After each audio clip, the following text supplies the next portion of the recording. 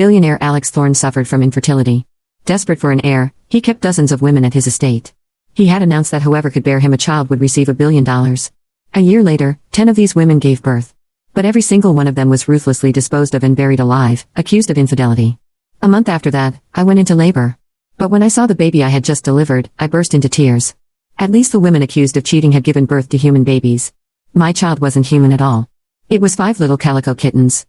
The private doctor who delivered the babies fainted on the spot. Only my housekeeper, Eleanor, stood there, eyes wide, stammering. "Miss Summers. What? What is going on? What was going on?" I wanted to know too. How could a human give birth to cats? I fiercely pinched my thigh, desperately wishing this was all a dream. But it hurt. This wasn't a dream. I was completely doomed. Recalling the gruesome fate of the previous 10 women, I collapsed onto the bed, tears streaming down my face. A year ago, I and dozens of other women from all over were brought to this luxurious estate. That day, Alex Thorne announced to everyone that whoever could bear him a child would receive $1 billion. And so every woman on the estate began their quest for a child. Medications, acupuncture, every fertility remedy imaginable, even spiritual guidance, nothing was off the table. They tried everything, but no one got pregnant. Until a month later, Sarah Miller, the most ordinary-looking among us, suddenly announced her pregnancy. Alex was ecstatic, showering her with daily attention and endless jewelry and gifts. The following month, 9 more women became pregnant. I was the last to share a room with Alex, and it only happened because he was drunk and stumbled into my room by mistake. Barely coherent, I thought I had no chance. But to my surprise, I also tested positive for pregnancy. The next month, when all the pregnant women prayed for a smooth delivery, Sarah gave birth. It was a boy. Everyone envied her, thinking she was about to claim her $1 billion. Instead, she was ruthlessly disposed of and buried alive. The reason? She had cheated. The child wasn't Alex's.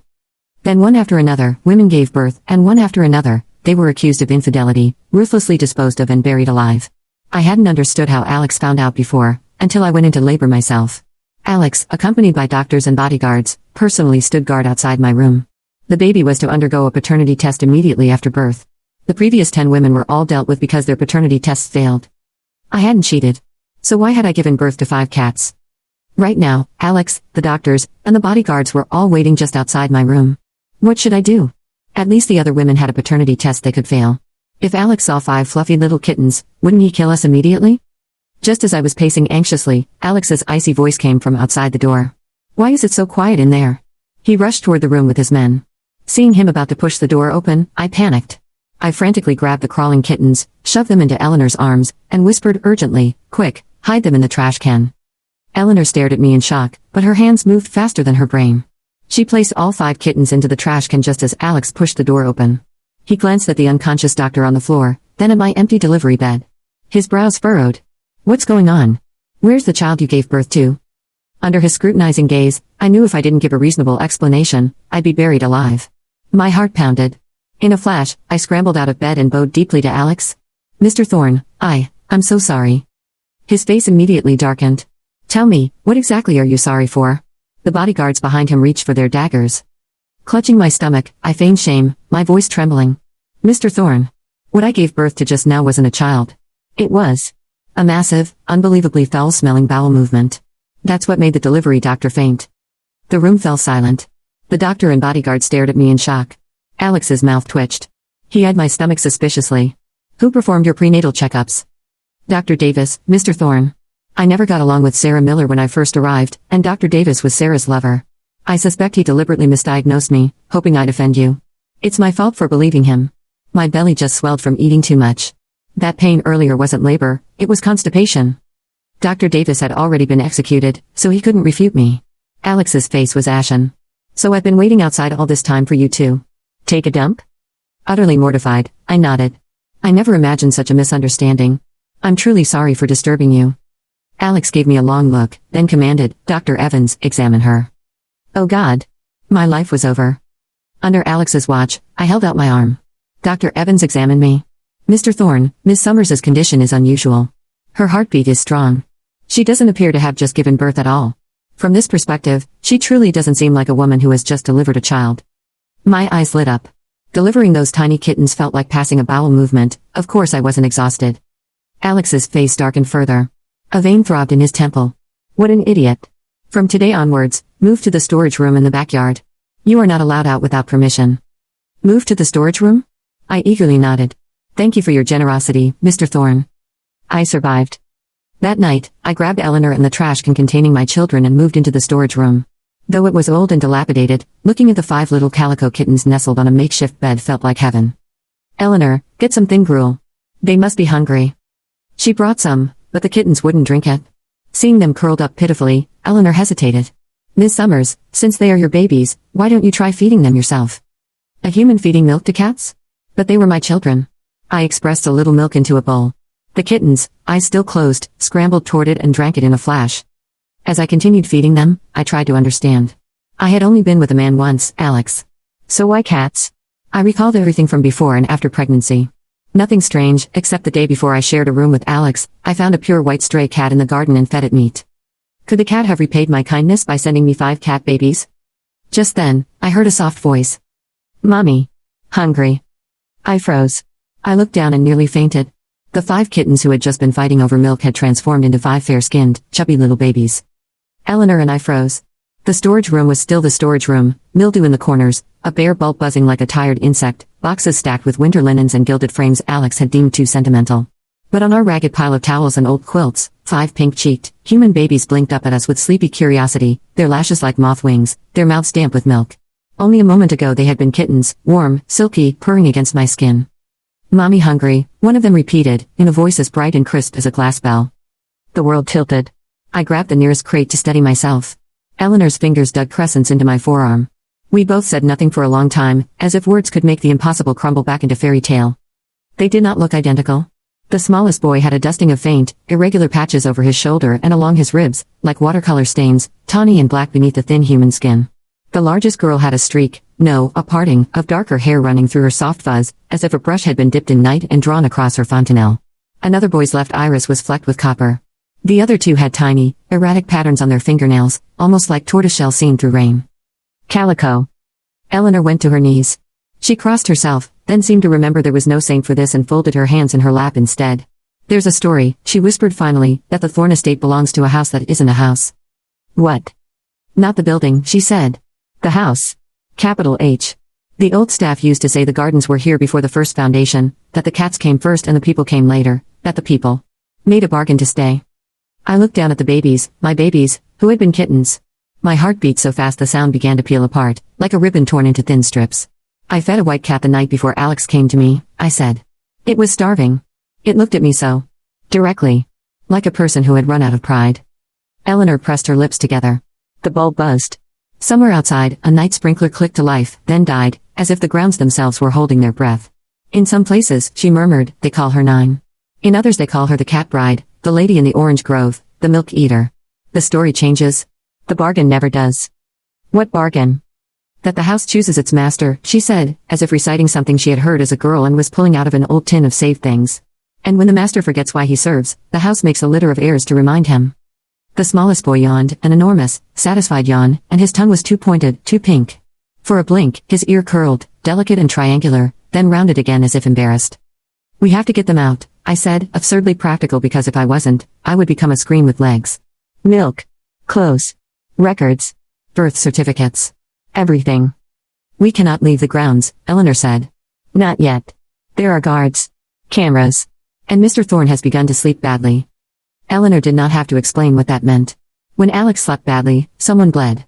It was a rhythm in this place, like irrigation schedules and the weekly deliveries. I could still hear earth thudding down on wood when I did the laundry on the wrong day. The sound lived in the pipes. But the babies were getting heavy in my arms, pink mouths pulling at me with a greedy, warm insistence. They burped like satisfied kittens. And when they finished, they slept, all 5, in a heap like stones warmed by sunlight. I watched them and something unbearable and clean moved through me. It was not hope. Hope to me had come to mean the lie you tell yourself so you can live until morning. It was clarity. These 5 were not an error to be hidden. They were the only honest thing this estate had produced in years. Eleanor, I said, my voice steadying, tomorrow we go to Alex. Eleanor flinched. He'll kill me? I swallowed. My throat clicked. He doesn't need a reason. Besides, I think he already tried to kill me once when he walked into my room and found nothing. He hates a vacuum. And the children? Her eyes went to the heap on the quilts. The house sent them, I said, testing the sentence like a step over black water. If it sent them, it means they're safer here than anywhere else.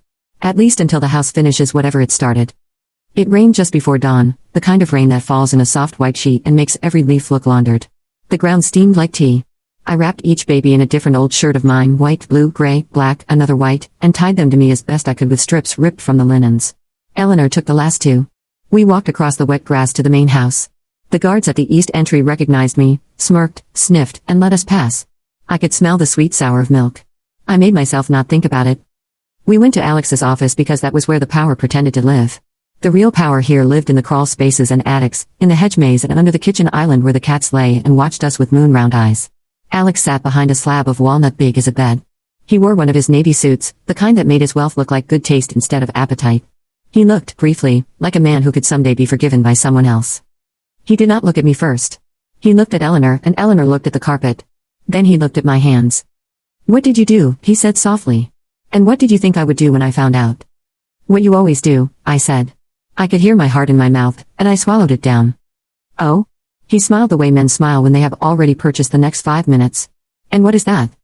"Lie," I said. "And then call it justice." His smile died in his eyes before it died on his mouth. He tapped his finger on the desk once. Somewhere, a camera blinked. I could almost feel the house lean in. "This is not a confessional," he said. Then, more impatiently, "Where is the child?" I took the strips of cloth off one by one. The babies were warm and damp and beginning to fuss. For a moment they looked like any 5 infants, greedy for air and unpromising in their power. I laid them on his desk in a row. He flinched as if I had set down 5 knives. "You brought me foundlings," he said, relieved and irritated. "This is sentimental, even for you, Miss Summers." The largest girl sneezed. The smallest boy's ear curled and uncurled, blatant as a wink. Alex stopped moving. "I see," he said after a long time, and his voice was like the first sound ice makes when it cracks across a lake. "You think this is clever?" "I think this is honest." "A trick," he said. "From the staff. Or from Dr. Evans. I always found him too quiet. Or perhaps from you. Do you know, Miss Summers, that men have been killed for less imaginative fraud?" His hand went to a bell nobody else was permitted to touch. He rang it once. The sound was small and disinterested. No one came. He rang it again. Then again, harder. Still no one came. Something shifted in the air, almost too soft to name. The babies looked toward the left wall in unison, as if a scent had opened like a drawer. The largest girl laughed. Eleanor, who should have been trembling, was very still, the way one is when a wild animal steps into a room and makes the room suddenly honest. And then the left wall opened. Not a door. Not a secret panel. Wood and plaster, paint and insulation, separated like lips. The smell that came through was orange blossoms and something older, dry as a book that knows it cannot be burned. A white cat padded into the office, as clean as frost. She sat before Alex's desk and wrapped her tail around her feet. Alex forgot himself. "Mother," he said, very quietly. The white cat blinked once. Then she unfolded into a woman in a white dress with bare feet and a long, careful mouth. Not a transformation as magic tricks do it, not a smoke puff and a ta-da. If you can imagine a cat yawning and the yawn becoming a shape that wears hands, that was all it was. She did not look like Eleanor, and yet Eleanor knelt the way one kneels to water. "I wondered how long you would ignore the bells," the woman said to Alex, amused and sad. "You used to run to them, Alexander. When you were small." He did not speak. The veins in his neck stood up. His eyes were the only part of him that moved, flicking to the babies, to me, back to her.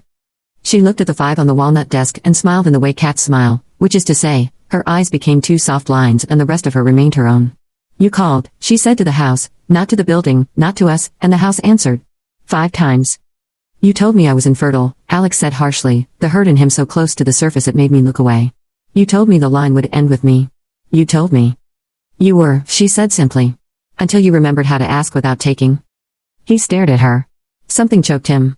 He coughed it down. "I didn't."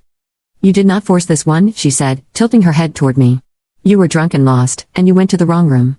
You did not demand, you did not perform, you did not negotiate, you did not measure. And the house was tired of your measurements." "I didn't force any of them," he said, and it was the worst kind of lie, one that wears the same shoes as the truth. The house exhaled through the vents. It smelled like rain. She gestured at the babies. "The others you made by numbers, by bribes, by oaths you had no right to swear. Numbers make orphans, Alexander. Oaths make graves." "I never dug," he said, but his voice broke on the G. "No," she said, with terrible kindness. "You delegated." My breath had become a tight, quiet thing I was unwilling to give back. "Who are you?" "The one you fed," she said, looking at me the way a queen looks at the girl who dared to kneel. "You called me when you poured a little of what you had into a bowl for something that had less. The house likes that. It remembers that. It is not sentimental. It is accounting." "And them?" I whispered, my hand hovering over the nearest small stomach, feeling a purr that wasn't vibrate under the skin like light under a door. Are they his? All heirs belong to the house before they belong to men, she said. If he learns, they will be his in the only way that matters. Alex flinched like a man struck. And if I don't? You will live, she said. In a smaller room. He understood. I saw it pass across his face like weather. It wasn't death she offered him. It was something worse for men like Alex Thorne, who had been taught to eat the horizon and call the swallowing noble. It was being bound to one square of sky and then to another, until he learned the words please and thank you not as a performance but as a bowl and a blanket. His throat worked. His eyes, which had always been many eyes, the investor, the predator, the boy, became, abruptly, one. You killed them, I said. I did not mean it as an accusation. I owed words to the women the house had not saved. I needed to say them into the room where the decisions had been made. I let the machine run, he said, to his credit. He did not hide inside a passive voice. I made a promise too heavy for me and too obvious for it. I said the child would get $1 billion. The house heard child. It does not care for currency. It does not understand yours. It thought I meant a child who is a number. A child who is many. A litter. The board heard dollars. They did the arithmetic you were meant to see. What arithmetic? Eleanor asked, her voice white as a wick. The arithmetic that ends with no heirs, I said, and the words were ashes. No heirs, no payment? The white woman inclined her head, as if pleased a student had found the proof. Machines continue until they break or are broken, she said. Alexander built his from fear. He feared not being chosen by the house. He feared the board. He feared becoming the ruin he pretended to pity. Fear is not clever. It is loud and lazy. It repeats. The largest girl reached for Alex in that sloppy, majestic way babies do, fingers spread, certainty absolute. He did not move, and then he did. He put out his hands and she found the cage of them. She patted his thumb, twice, as if stamping something paid. What do you want me to do? He asked, hoarse. The white woman, 9, the milk eater, the cat bride, the house, smiled very slightly and touched the desk where years of his hunger had varnished the wood. The 5 tied their attention to her, as cats do when something actually matters. You will give this place back to the cats, she said. You will open the gates, lift the cameras, scatter the guards, and build nothing else that cannot feel the rain. You will sell the companies that were made from the wrong cupboard of your heart. You will give the proceeds to the names you remember and to the ones you made it your business not to remember. You will not write press releases. You will not be applauded. You will sleep. That's not an heir, he said, almost desperate. That's an ending. Endings make room, she said. And you wanted an heir. I have given you 5. But I will not set them inside your old hunger. I would not put pearls inside a machine. He looked at me then, for the first time as if I were not a door he needed to open but a person he needed to ask. Do you intend to stay? I thought of the graves. I thought of the laundry. I thought of the night he came to me drunk and lost and found mercy he later could not bear to remember. I thought of 5 small bodies, heavy as warm loaves after a bake. I intend to leave, I said, and it surprised us both that I said it without hatred. Hatred belonged to the person who had waited, and I was not waiting anymore. But not yet. I'll stay until they can walk away on 2 feet without looking back to see if the house is still behind them. The smallest boy sneezed in agreement. The copper-flecked boy tugged Eleanor's sleeve. Hungry, he announced aggressively, and Eleanor laughed and burst into tears at the same time, one of those brave, leaking sounds women make when the world suddenly puts its bones back under the skin. You'll have what you need, the white woman said, as if I had asked. The house will verify the births. Paper is also a kind of weather. We can make it rain. Alex touched his daughter's tiny wrist with the tip of a finger. He startled, as if shocked. What was that? Her heart, I said. No, he said, blinking. The other thing. I remembered something I did not teach myself to forget. Then you will be fine in the smaller room, the white woman said gently. In the weeks that followed, the machine broke with a soft, catastrophic grace. The board arrived in a fleet of cars and left in taxis, pale with a bewilderment they would later call a strategic pivot. The guards learned they had been guarding a rumor and moved home to their daughters. The cameras were dismantled and their wires were braided into nets for the koi pond to keep the herons honest. The staff went into rooms they had been told were forbidden and found them full of sunlight, which was all those rooms had ever contained. The lawyer who had designed the burial protocols sent me a letter that read like a confession and a recipe for bread. He resigned. He stayed to bake. We held a memorial without bodies. Names scrolled across the south lawn in petals, Sarah Miller, and the others I now knew because the house had written them under the stair treads, behind the pantry spices, in the seams of Alex's suits. We did not pretend the house's accounting could make what happened into prudence or art. We said their names into the air the machine had once used as a weapon. We fed the cats. We planted a row of orange trees that would not be harvested, only watched. The 5 grew the way good weather grows, insistently, then all at once, then in a way that makes the old garden look suddenly new. They were not tame. They were emphatically kind. The largest girl, who loved drawers and would pull one open and sit inside as if the drawer had been made for her, learned to open every latch in the house and then learned which ones to leave closed for the joy of restraint. The copper-flecked boy could find water under anything. He would walk to a patch of dry dirt, tilt his head, and the old irrigation lines would sigh like someone remembered. The smallest boy was always under things, beds, tables, thoughts, and would emerge with the exact lost button needed to make a sweater honest again. The other two had talents more difficult to name. They could look at a person and that person would begin, almost against their will, to tell the truth they had been saving for when it hurt less. When the first full moon came, they all turned into kittens again, and we put them in a basket and set the basket on the piano and the house played something without touching a key. Alex moved to the gardener's cottage. He carried his own boxes and did not perform being humble because he was too busy doing the work. He learned the names of every cat on the grounds, which is to say he learned the names of the weather. He ate at a table he wiped himself. He picked up shifts in the kitchen, where grease teaches humility faster than sermons. Sometimes I saw him on the back steps in the mornings with a kitten on his shoulder and his eyes looked like a man who had remembered something he had been told as a boy and had put down at the side of the road because it was heavy and embarrassing and he wanted to arrive without sweating. The remembering did not make him sweet. It made him useful. Reporters came, of course. They smelled the machine dying and they wanted to film the dignity. The gates opened and the house let in the ones who took off their shoes without being asked. We gave them oranges and stories, and some of the stories had teeth and some had milk. No one wrote about the litter of heirs because the house is very good at making the true thing sound implausible and the implausible thing sound like a balanced budget. They wrote about the billionaire's radical divestment. They wrote about the memorial with no bodies. I read them and did not correct them because this, too, was weather, and the house did not mind rain that missed the garden by a mile. I had thought I would leave fast, with the panic of a person fleeing a burning building. I left slow. I left like a tide. I taught the 5 to walk on paths that did not need to be owned to be safe. I taught them not to touch bread that had not yet risen because the waiting is the part with the lesson in it. I taught them how to swallow laughter when laughter would sound like gloating. I taught them that mercy is not the same as forgetting and not even a cousin. I taught them the names I had learned, the ones that opened and closed doors, the ones that made the house sigh like approval. They taught me to nap. On my last morning, the house put a bowl on the step. It was the same chipped bowl I had used for the white cat before I belonged to anything. It was full of milk. Beside it sat an envelope with heavy paper and the soft, satisfying weight of documents that will not require a fight. Inside was everything I would need to exist elsewhere as a person with 5 children and no monstrous husband looming in the background of the photograph. There was also a deed. It was not to the estate. It was to a small, square house with a wide porch on a street that would flood in summer and freeze in winter, a house where I could teach the 5 what weather feels like when you are small and mortal and mostly safe. Eleanor came with us to the gate. She carried the smallest boy, he gnawed her shoulder with solemn purpose. She had refused the gardener's cottage and the rooms in the west wing and moved instead into the laundry, which she said had the right kind of heat. We hugged the way people do who have carried a secret together from a dark room into a bright one, and are letting it stand by itself in the sun. Alex came as far as the hedge. He put his hand on the leaves and the leaves did not mind. He looked younger and older in a way that made me think perhaps people do not age in straight lines but in circles you can only see from a long way off. I owe you an apology I don't know how to make, he said without throat clearing or performance. You owe them better years than yours were, I said, nodding at the 5 who were busy naming the gate. I can do that, he said, as if surprised this was within his reach. And if one day they wish to know the room you used to live in, I said, I'll tell them where the key is. He smiled then, wry and human. He looked at the white woman who had stepped out of somewhere that was not a wall and leaned against the gatepost like a cat pretending to be furniture. And you? Will you be here when they come back? I am here when anyone remembers how to pour, she said. We walked out. The road beyond the gate looked unremarkable and perfect. The sky was the color of clean cotton. I did not look back, not because I am strong, but because the house does not want to be stared at when it is tidying. Our small square house had a porch that caught the evening the way a hand catches rain. The 5 learned to be children in a place where money was a tool and not a mirror. Sometimes, when the moon was too round for human patience, 5 kittens slept on my chest.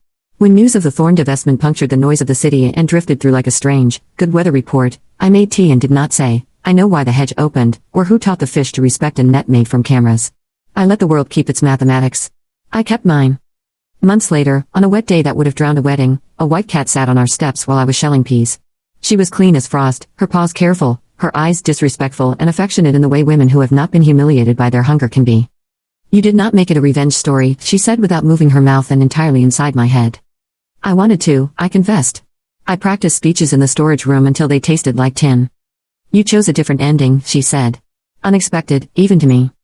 I chose a smaller room, I said, smiling. And made it large, she said. She went then, stepping into rain that did not make her wet. Inside, 5 voices called for dinner, for truce, for socks, for the next page. I went to them. I poured. I remembered. The house purred, very far away and very near, and the garden, mine, theirs, ours, opened like a drawer full of what we needed next.